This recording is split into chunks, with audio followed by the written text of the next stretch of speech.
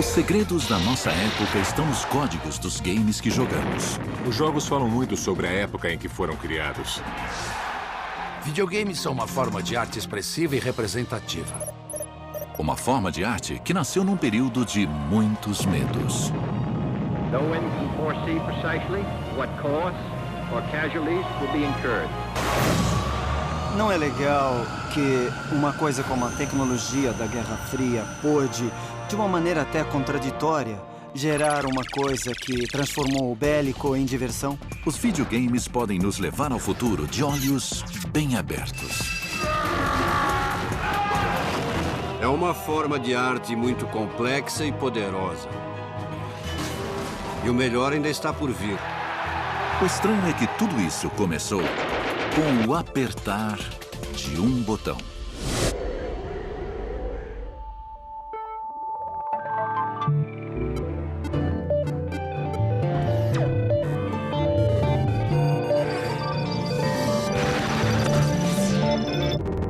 A era do videogame.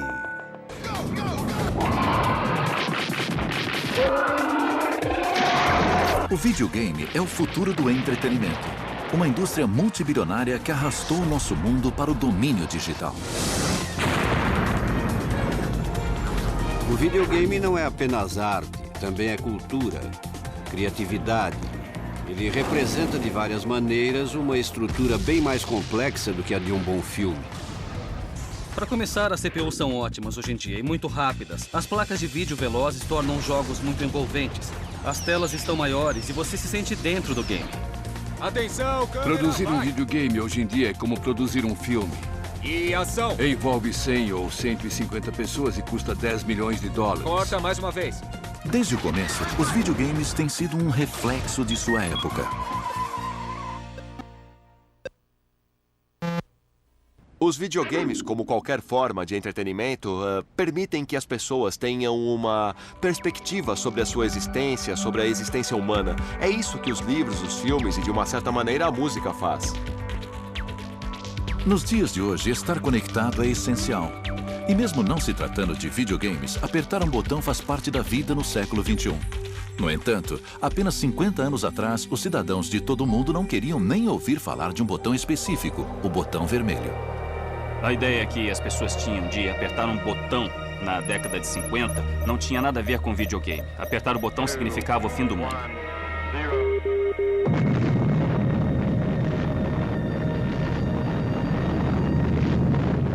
Eu morava perto de uma base aérea chamada Hill Air Force Base. A gente achava que era um dos grandes alvos. A gente sentia muito medo na Rússia. Havia até um curso especial nas escolas e depois nas faculdades que ensinava técnicas de defesa civil e como agir em caso de algum tipo de ataque de destruição em massa. The Cold War is becoming evident.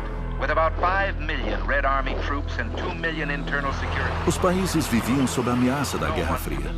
No início, a tecnologia da informática surgiu como expressão do medo coletivo. No one can foresee precisely what course it will take, or what costs or casualties will be incurred. A Guerra Fria era um permanente estado de conflito diplomático entre o mundo comunista e o mundo capitalista. Chamava-se Guerra Fria porque, na verdade, nunca resultou em conflito armado. President Kennedy ordered a blockade of Cuba and demanded that Russia remove this threat to peace. A Guerra Fria se tratava de opor uma simulação contra a outra, e os jogos usavam a tecnologia da simulação. Ela é usada para imitar o mundo real e prever os resultados. Até certo ponto, era isso que acontecia em Washington e Moscou. Era uma versão global do jogo de batalha naval. To protect the future of America, the defense techniques of tomorrow had to be discovered now. A Guerra Fria não passou de uma simulação, porque a guerra não se concretizou. Só havia a possibilidade de batalhas no futuro, além do medo da guerra e de suas consequências. Estas simulações virtuais e os primeiros computadores da Guerra Fria refletiam os temores, mas não traziam alívio. O jogador não podia controlar os mísseis. As pessoas gostam de mundos previsíveis, com consequências previsíveis ou, pelo menos, consequências controláveis e da sensação de que, se você tiver habilidade, poderá controlá-las. Isso traz satisfação, O mundo em geral é bastante incontrolável e, algumas vezes, até ameaçador. O primeiro jogo de computador logo surgiria com a tecnologia da Guerra Fria. E o mundo, simulado ou real, nunca mais seria o mesmo.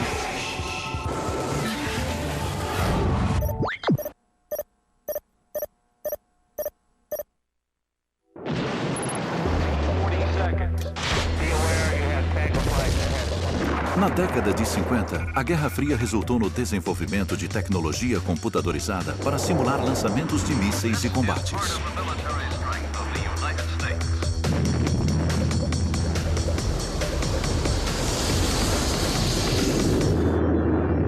Enquanto os preparativos para a guerra se intensificavam, um jovem físico que trabalhava em um laboratório nuclear mudou para sempre a visão que o mundo tinha do botão. Em 1958, William Willie Higginbotham, que havia trabalhado na primeira bomba atômica, transformou duas linhas rudimentares e uma bola na primeira experiência interativa de entretenimento em computador, o tênis para dois. Todo fim de semana, as pessoas competiam para ver quem inventava a coisa mais legal. E o Willie Higginbotham teve a ideia de transformar o osciloscópio em um jogo de tênis. Era a expressão de uma certa energia rebelde adolescente trabalhando em paralelo com projetos militares. Era um equipamento muito caro na época e foi transformado em um jogo.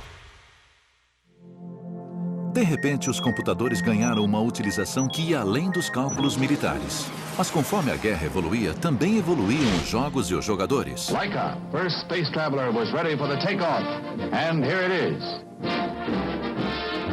Eu lembro do burburinho gerado pelos cachorros que foram para o espaço. Eu até me lembro dos nomes, sabia? Belga, Strelka, alguma coisa assim. Shortly after Laika's flight, the Russian Man in Space program began. The same centrifuge that tested Laika was now adapted for human experiments. Com certeza, o voo de Gagarin foi um grande evento em 1961. Major Yuri Alexeyevich Gagarin was launched into orbit around the Earth. Yuri Gagarin deu o primeiro passo para a conquista do espaço pela União Soviética. Mas os norte-americanos estavam bem perto. We choose to go to the moon in this decade and do the other things.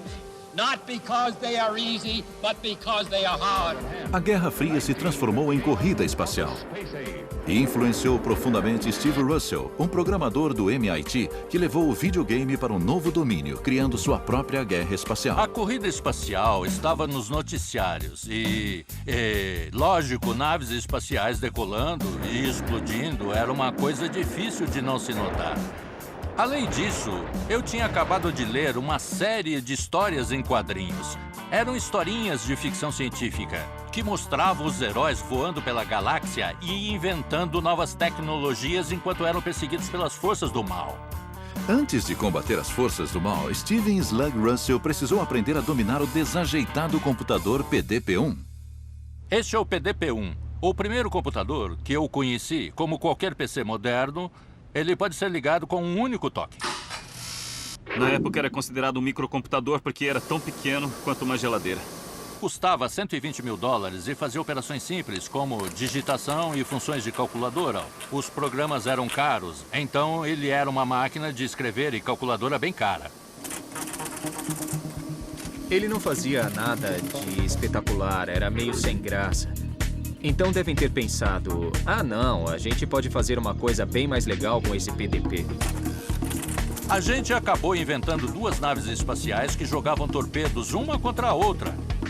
Ah, legal. Mas isso tá meio chato, não dá pra explodir nada? Se Tênis para Dois era uma distração despretensiosa da Guerra Fria, o jogo de Steve Slug Russell era uma expressão direta da corrida espacial e do medo generalizado da guerra espacial.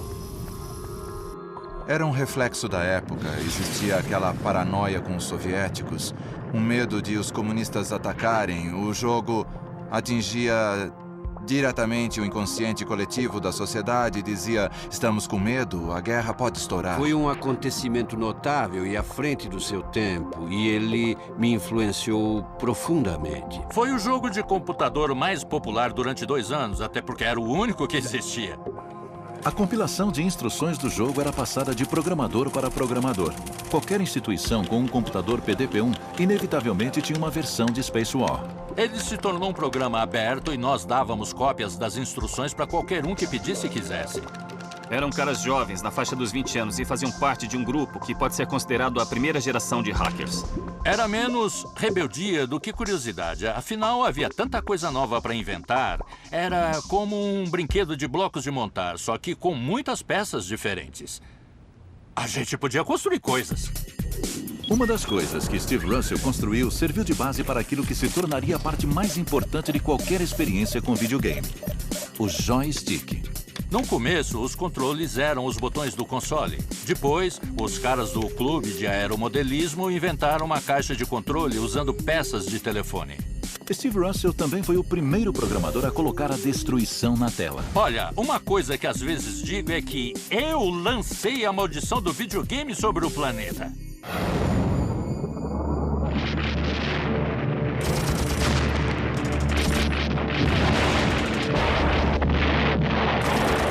Com os conflitos da Guerra Fria na Coreia, em Berlim e no Vietnã, a década de 60 ameaçou levar o mundo ao caos. E a televisão estava presente para documentar os lances do combate. Mas não havia como interferir no que acontecia na tela. A televisão nos mostrou cenas de completo desespero. A TV havia se tornado a visão do napalm e das criancinhas vietnamitas correndo das bombas. A televisão virou uma máquina da dor. E uma máquina da dor que não permitia nenhum tipo de interferência. Many U.S. colleges see the Nixon move as a red flag. They've been demanding that the U.S. get out of Southeast Asia. Naquela época, na década de 70, a televisão era uma mídia muito passiva e fria. And Nixon seems now to be digging in.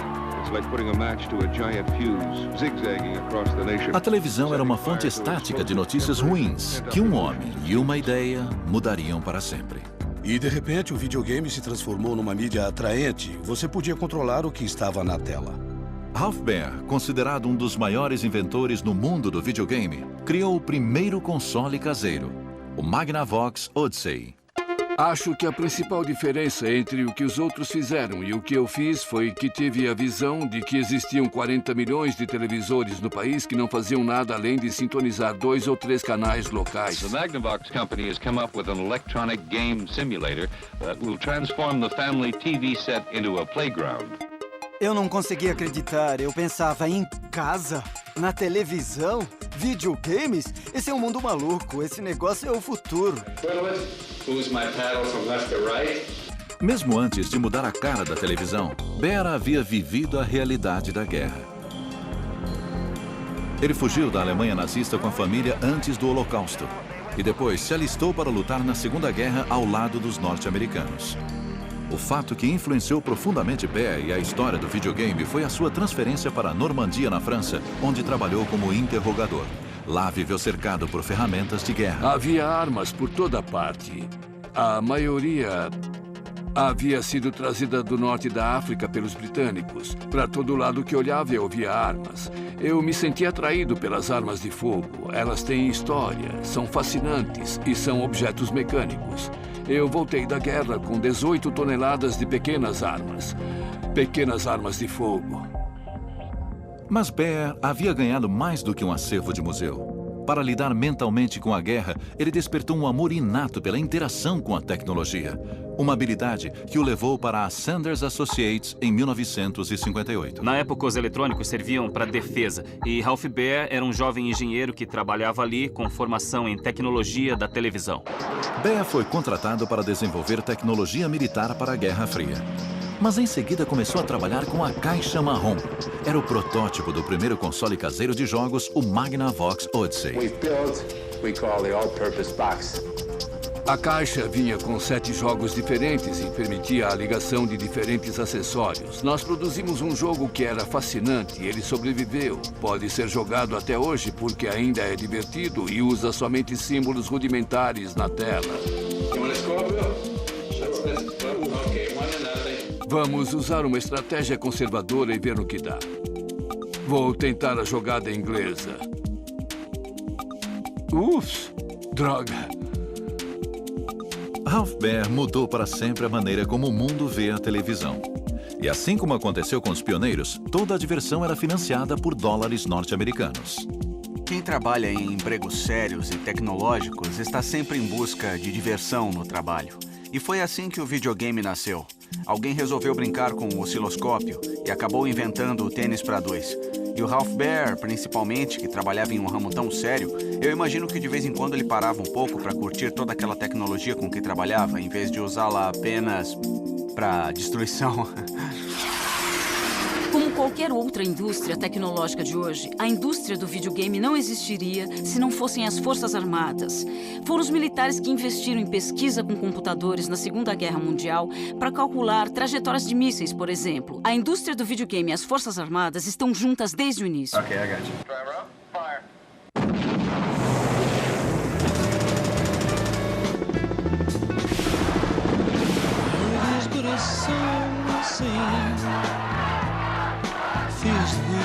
No final dos anos 60 e início dos 70, o movimento da contracultura fez surgir uma nova geração de empreendedores do videogame.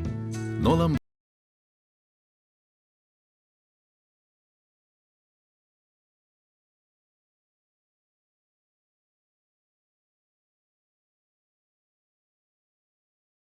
parte da ética da Atari no começo. Foi por causa da nossa juventude e também por causa da cultura em voga que era correr o risco. Havia uma conversa de que poderíamos morrer a qualquer momento.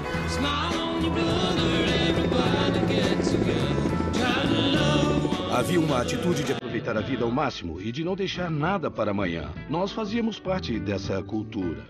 Por que não fazer o mesmo?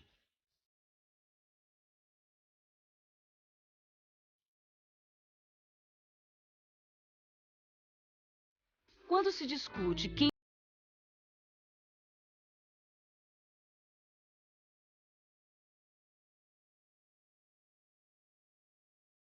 o primeiro cara a dizer: "Ei, a gente pode ganhar dinheiro com isso." Bushnell incumbiu o antigo colega Al Alcorn de programar o primeiro fliperama eletrônico. Ele me passou um primeiro projeto que era desenvolver um jogo simples de ping-pong com uma bolinha em movimento para marcar pontos e me contou que tinha um contrato com a General Electric. Mas, na verdade, ele não tinha contrato nenhum. Eu queria incentivá-lo. Eu queria que ele não pensasse que aquilo era só um treinamento. O incentivo deu certo e o protótipo do Pong ficou pronto. Quando consegui um jogo que funcionava muito bem, Nolan disse que precisava ter som. Especificou que queria o barulho de uma multidão torcendo. E alguém disse que queria vaias quando o jogador perdesse. Eu não fazia ideia de como conseguir isso. Eu já tinha estourado o orçamento e a máquina já tinha chips demais. Eu comecei a cutucar um fio de amplificador no circuito até descobrir ruídos que pareciam adequados. E conectei os fios neles. Só precisava de meio chip para obter esses sons, e então eu mostrei ao Nolan. Ele terminou em 3 dias. Eu fiquei espantado. Ele era muito competente. A gente mudou só uma coisinha. Dependendo da parte da raquete que batia na bola, o ângulo mudava. E de repente um jogo meio chato se transformou em um jogo pra lá de divertido. Aquela pequena alteração foi uma mudança da água pro vinho. A Atari lançou o Pong no mercado mundial em 1972. Assim nascia a indústria do videogame. Pong foi o começo de tudo. Pong foi o primeiro videogame que as pessoas podiam jogar fora de um laboratório científico. Eu escrevi as primeiras instruções para o Pong, que eram: o primeiro passo, inserir a moeda. Segundo passo, a bola é sacada automaticamente. Terceiro passo, não deixe a bola escapar para fazer pontos. Era só isso, muito fácil de jogar. O pessoal da minha época se lembra da primeira vez que jogou Pong, da mesma forma que as pessoas se lembram do assassinato de Kennedy, porque tínhamos o poder do pixel. Don't watch television tonight. Play it. Foi criado em um pub em Liverpool, na Inglaterra, e o meu pai, um belo dia, apareceu com um móvel bem grande que 2 caras estavam carregando para dentro do bar. Era desse tamanho. Claro que era o Pong, o ancestral de todo videogame. Outra coisa estranha do Pong é que era um jogo para 2 pessoas. Precisava de 2 jogadores. Não dava para brincar sozinho. Pong era um tipo de competição parecido com pedra, papel e tesoura. Era um jeito diferente de competir, de derrotar alguém e de provar que você era o maioral. Foi bem no início do movimento de liberação feminina. Women and all the minorities, that all of us must stand up together and say no more. Maybe the men aren't ready for it, but the revolution is on. The women of America are marching, more of them in the East than anywhere Era else. aceitável que as mulheres recém-liberadas entrassem em um bar e dissessem: quer jogar Pong? Eu pago. As mulheres têm uma coordenação dos músculos pequenos melhor do que a dos homens. Por isso, as mulheres jogavam Pong, em geral, melhor do que os homens.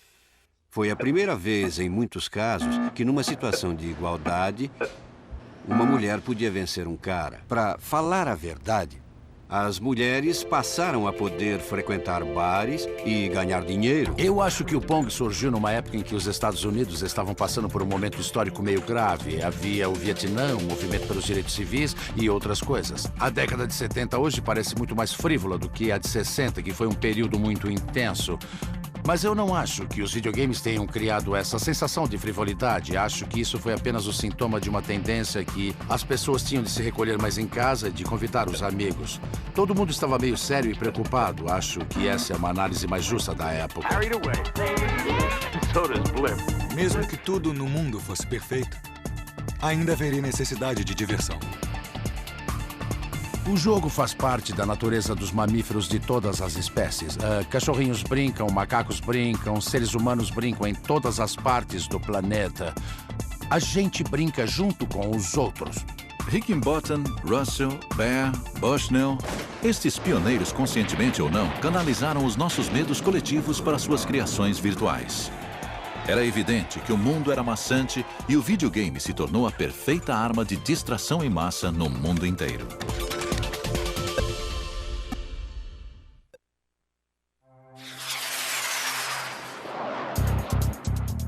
Os primeiros videogames foram subprodutos da Guerra Fria. Mas no Extremo Oriente, os primeiros jogos japoneses surgiram como consequência de um conflito muito mais direto: a Segunda Guerra Mundial. As bombas atômicas em Hiroshima e Nagasaki haviam arrasado o país. Mas as forças aliadas ajudaram na reconstrução do Japão. A tecnologia rapidamente despontou como segredo para o sucesso do Japão. Houve um grande incentivo do governo para educação e tecnologia. A juventude japonesa era altamente instruída em tecnologia já naquela época. O Japão descobriu seu nicho na eletrônica. Eles analisavam o que o resto do mundo estava fazendo em eletrônicos e faziam melhor, produzindo em massa e barateando. Mas as antigas feridas ainda não estavam cicatrizadas. Se observarmos a cultura japonesa do pós-guerra, com certeza podemos notar o reflexo da experiência da bomba atômica em muitas das obras. Godzilla, king of the monsters, stalking the earth, crushing all before it. Era a época de filmes como Godzilla e outros com grandes monstros de borracha. Quando você combina o conteúdo cultural do Godzilla com o poder tecnológico do computador, você cria alguma coisa parecida com a fascinação que o videogame provoca. O Japão estava na vanguarda da indústria eletrônica. Mas em 1978, Tomohiro Nishikado colocou seu país na linha de frente da indústria do videogame, com uma onda infinita de invasores digitais, os Space Invaders. Primeiro eu pensei em invasores humanos, mas a ideia de pessoas matando pessoas foi criticada como desumana. Comecei a pensar no que seria adequado e mudei para invasores alienígenas. Achei que não haveria problemas em matar monstros.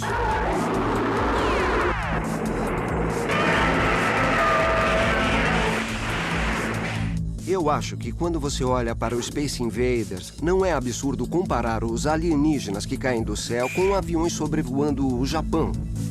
Claramente são armas de destruição em massa que estão vindo do céu.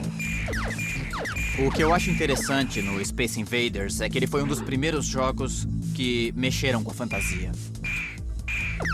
Quando você joga, tem a sensação de que sua área está sendo invadida e pensa, estes caras estão invadindo e estou na linha de frente para proteger a humanidade.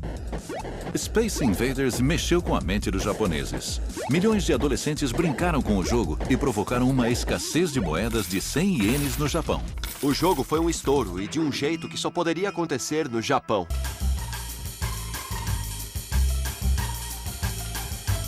O videogame era uma novidade, uma coisa diferente, uma experiência que fazia valer a pena sair de casa.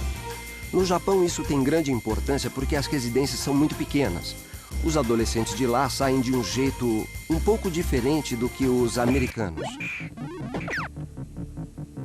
Nós buscamos inspiração nos batimentos cardíacos para criar um dos efeitos sonoros do jogo. O tom grave da reverberação quando os invasores se aproximavam. Hoje em dia é possível criar sons melhores, mas naquela época, quando as técnicas e os aparelhos eram limitados, era o melhor que podíamos fazer, mas acho que chegamos bem perto. Para pensar o que o jogo Space Invaders fez do ponto de vista de música e sons, eram só 4 notas e eram assim... Tan, tan, tan, tan, tan, tan, tan, tan. E o interessante é que eles mexeram com o ritmo.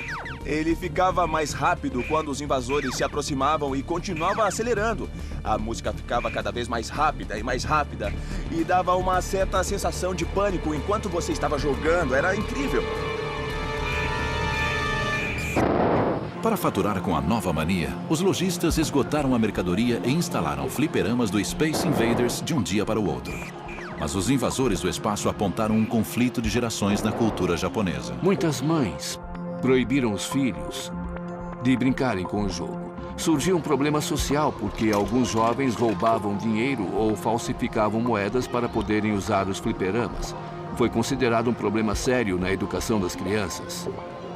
Eu acho que no caso do Space Invaders, o que aconteceu foi que a tecnologia pela primeira vez criou um grande abismo entre as gerações. Enfim, a geração dos mais velhos achava que estava atualizada porque entendia o que acontecia com a indústria automobilística e com a televisão, mas ficou para trás porque não entendia como um jogo tão bobo era tão popular. All across the country, kids are being swept away by video games. They watch the dancing. Nos Estados Unidos foram criadas várias leis proibindo um certo número de jovens de se agruparem numa loja de diversões eletrônicas ao mesmo tempo. Surgiu uma nova cultura. Além disso, uma coisa que era meio triste nesse tipo de jogo é que eles sempre terminavam com a derrota do jogador. Ninguém havia pensado sobre isso na época, mas eu fico pensando se isso não era um reflexo da paranoia da Guerra Fria, porque, no final das contas, a guerra era um jogo de derrota. Você sempre acaba perdendo. O jogo Space Invaders era a expressão digital de uma época sombria. Mas como o Japão sempre teve uma queda por personagens fofos e bonitinhos, surgiu o Pac-Man.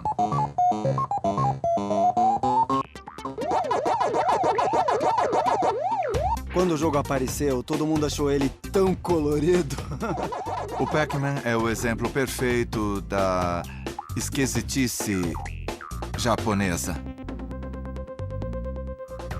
Personagens de videogame são carismáticos, mas na cultura ocidental, em vez de carismáticos, eles são considerados infantis.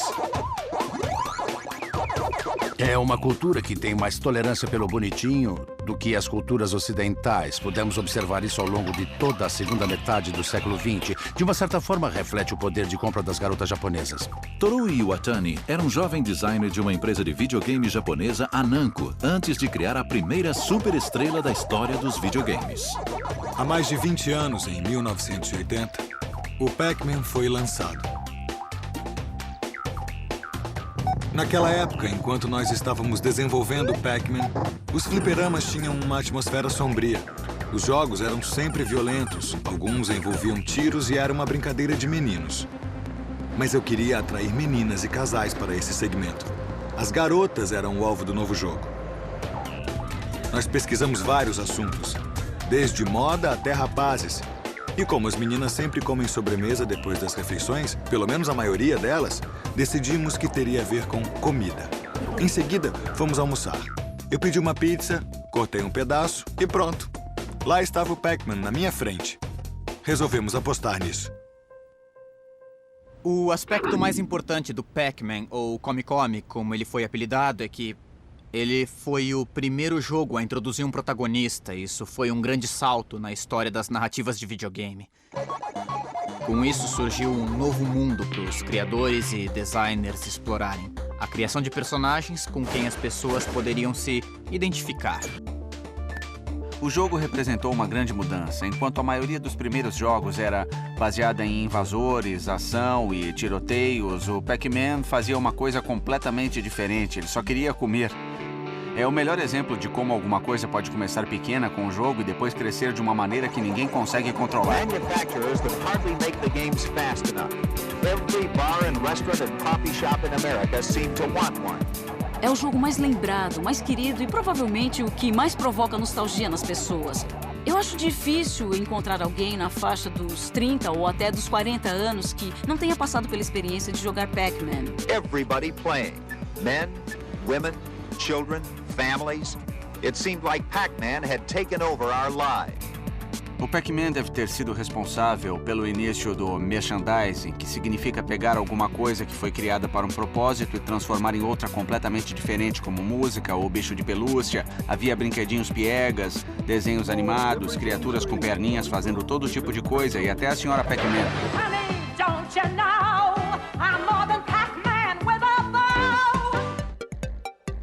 O Pac-Man foi adorado e bem aceito durante muitos anos. E as vendas nunca caíram. Já se passaram mais de 25 anos e o Pac-Man continua aí. Está durando um tempo incrivelmente longo.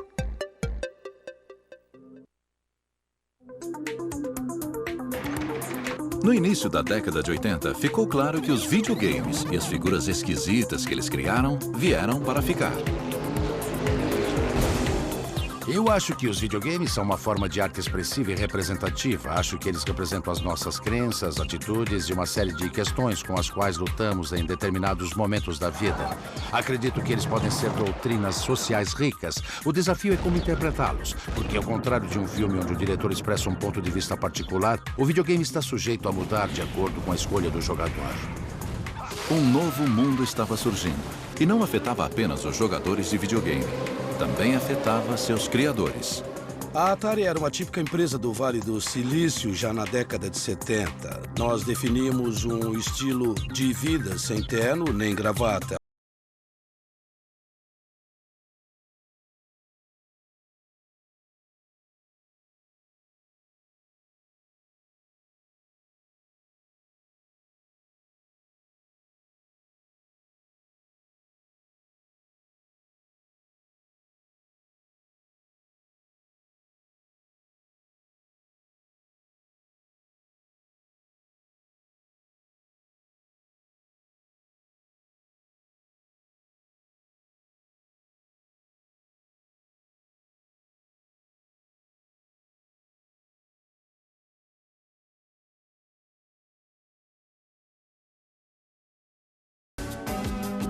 A decisão de vender foi resultado do cansaço acima de tudo. No começo parecia lua de mel, mas com o andar da carruagem, eles começaram a estranhar o nosso estilo maluco de gerência, as nossas festas e a forma como nos divertíamos trabalhando. Mesmo com a nova gerência, o grupo de especialistas da Atari continuou a desenvolver tecnologia e começou a trabalhar em seu primeiro console caseiro, o Atari VCS.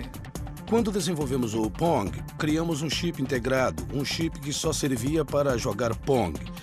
Para desenvolver outro jogo, tínhamos que desenvolver um chip inteiramente novo. Cada vez que desenvolvíamos um chip, eram necessários 9 meses de trabalho de engenharia. Então pedimos para o nosso grupo de pesquisadores de Grass Valley criar em 3 meses o protótipo daquilo que se tornou o VCS. O VCS foi rebatizado de Atari 2600. Depois de negociar os direitos do Space Invaders com a Taito em 1980, o brinquedo foi o presente de Natal mais cobiçado pelas crianças. O Atari levou o fliperama para dentro de casa. Ganhei um no Natal. Joguei durante tanto tempo que a namorada do meu pai veio me dizer que já haviam se passado 2 dias e que eu precisava tomar banho. A Atari faturou $100 milhões com cada um de seus cartuchos. Mas o novo ambiente corporativo da empresa estava destruindo aos poucos os alicerces artísticos que lhe davam sustentação. É interessante o fato de ter surgido uma certa raiva entre a gerência da Atari, principalmente depois que ela foi comprada pela Warner, e os programadores. Como recebiam salários de até $20 mil por ano para desenvolverem os jogos, que se tornavam cada vez mais lucrativos, os criadores começaram a questionar por que não levavam o mérito. Eles tinham medo de fortalecer as pessoas. Eu acredito que as pessoas merecem ser valorizadas no ambiente de trabalho. Aquele tipo de hierarquia que surgiu era justamente o que havíamos tentado evitar inicialmente dentro da Atari. Bom, pouco tempo depois, 4 caras saíram, montaram uma empresa chamada Activision e começaram a vender os seus próprios cartuchos que eram ótimos. Esse foi o fim do monopólio da Atari. Eu me tornei insuportável para a gerência da Atari, porque comecei a chamá-los de idiotas. Mas não é nada bom fazer isso com caras que são de Nova York e andam de terno.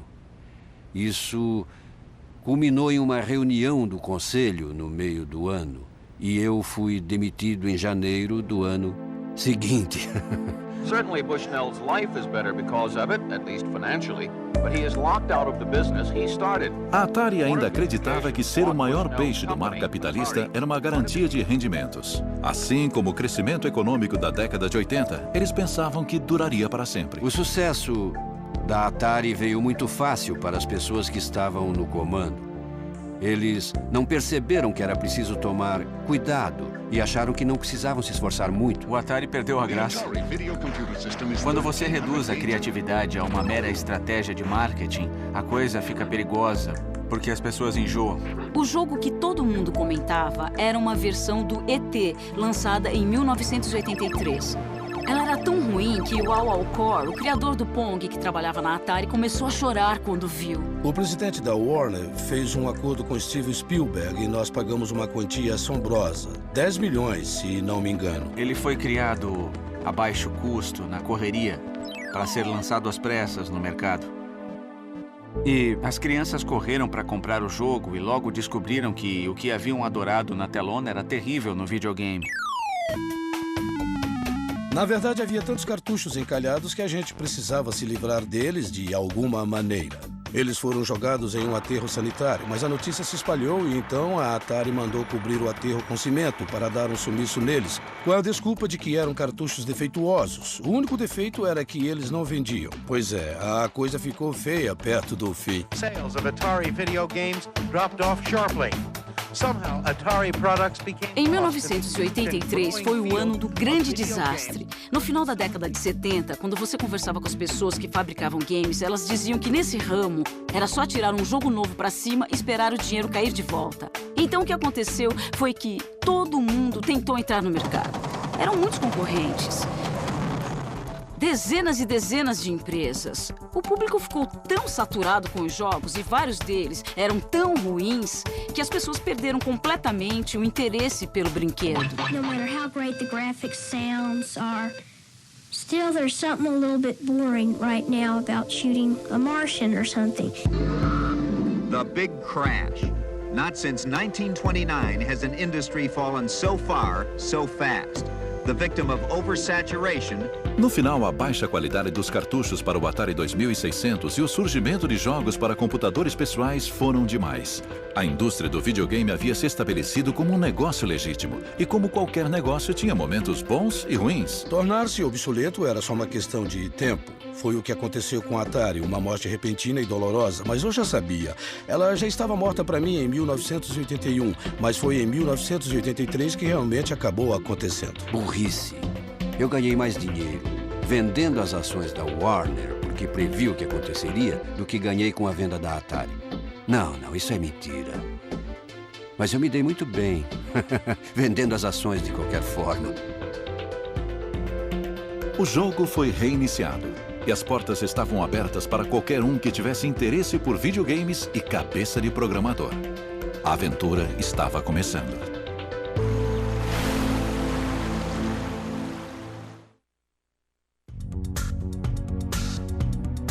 Em 1983, os norte-americanos resolveram tirar seus videogames da tomada.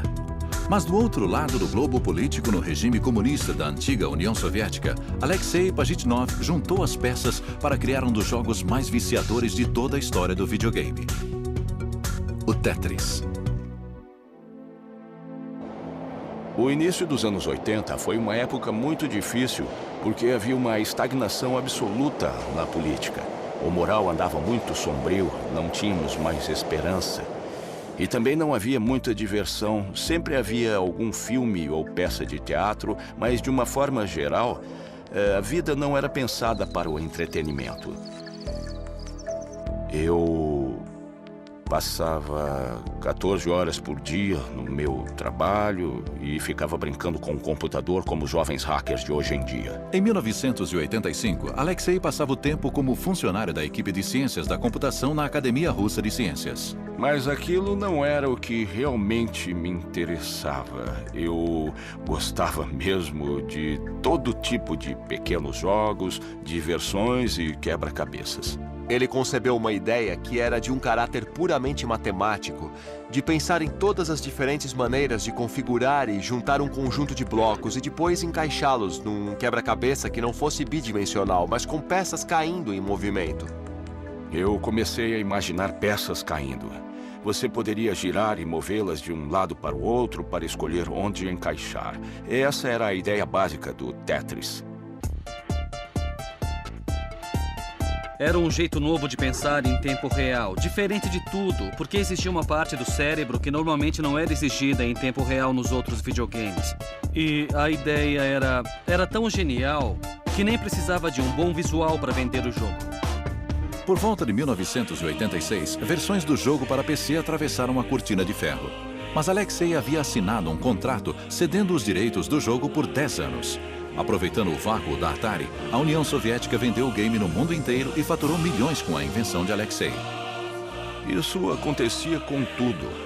As pessoas não tinham direitos sobre aquilo que produziam ou faziam. Tudo era tirado delas.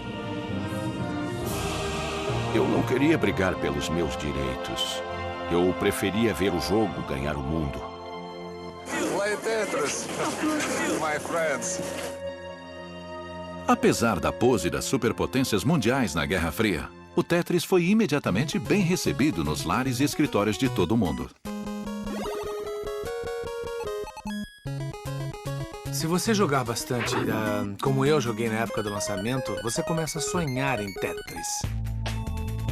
Eu tenho uma visão Tetris. Eu olho a paisagem e penso, aquilo pode se encaixar ali. Você começa a montar o mundo. A grande sacada do Tetris é que não depende de culturas. Acho que foi por isso que se espalhou ao redor do mundo. Foi adaptado para os joguinhos portáteis e foi a febre do momento. Como uma música que não saía da nossa cabeça. Por um lado, eu poderia comprometer a seriedade da indústria da informática. Mas eu consegui deixar esse mundo da computação tão divertido que ninguém poderia ficar contra o jogo. Mr. Gorbachev, tear down this wall. Em 1989, caiu o Muro de Berlim. E poucos anos depois, a União Soviética. O conflito da Guerra Fria que havia lançado os videogames estava terminado. Alexei se mudou para os Estados Unidos em 1991. E em 1996, os direitos do Tetris voltaram para o seu criador. Agora eu vivo de renda e de vez em quando invento algum jogo com os meus amigos. No restante do tempo, eu fico lendo livros e me divertindo.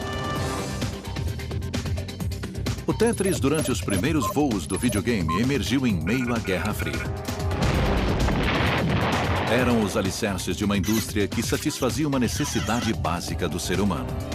Há alguma coisa nesses games que transcende a história e transcende as fronteiras nacionais. Eles mexem com o lado fundamental da imaginação humana, da curiosidade humana e da busca pelo prazer, que é tão fundamental para a natureza do ser humano.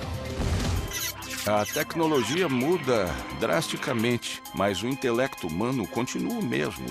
Por isso, uma coisa que fascinava há 30 anos ainda vai despertar interesse. E os melhores jogos vão sobreviver para sempre. Com o fim da era de ouro dos videogames, um novo ciclo estava prestes a ser iniciado. Impulsionada por um encanador gordinho, esta indústria daria um passo à frente. Versão brasileira Vox Mundi.